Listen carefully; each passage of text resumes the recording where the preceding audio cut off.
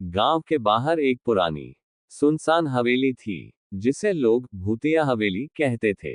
वर्षों से कोई भी वहां जाने की हिम्मत नहीं करता था।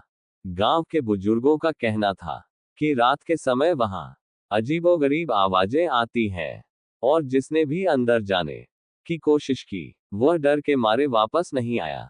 एक दिन गांव के 3 दोस्तों, रोहन, समीर और विक्रम, ने तय किया कि वे इस हवेली का रहस्य जानकर रहेंगे। वे तीनों शाम होते ही टॉर्च और लाठी लेकर हवेली की ओर चल पड़े।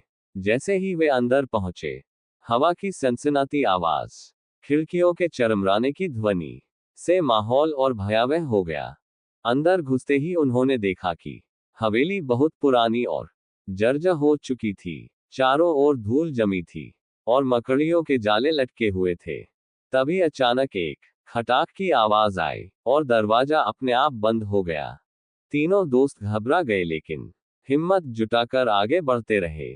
चलते चलते वे एक बड़े कमरे में पहुंचे, जहां एक पुरानी अलमारी थी। जिज्ञासावश उन्होंने अलमारी का दरवाजा खोला, तो उसमें एक पुराना संदूक रखा मिला। उन्होंने मिलकर संदूक खोला, तो उनकी आंखें हैरानी से फैल गईं। अंदर सोने चांदी के आभूषण, कुछ पुराने दस्तावेज और एक डायरी रखी थी। डायरी खोलते ही उन्होंने पढ़ा कि यह हवेली कभी राजा यशपाल सिंह की थी, जो यहाँ अपने खजाने के साथ रहते थे। लेकिन एक रात उनके विश्वासघाती नौकर ने उन्हें मार डाला और खजाना छिपा दिया। तब से इस हवेली में अजीब घटनाएं घटती रहीं, और लोगों ने इसे भूतिया समझना शुरू कर दिया। अब तीनों को सच्चाई समझ में आ गई थी। उन्होंने वह खजाना गांव के प्रधान को सौंप दिया, ताकि वह गांव के विकास में काम आए। जब से खजाना निकाला गया, हवेली की रहस्यमयी घटनाएं भी बंद हो गईं।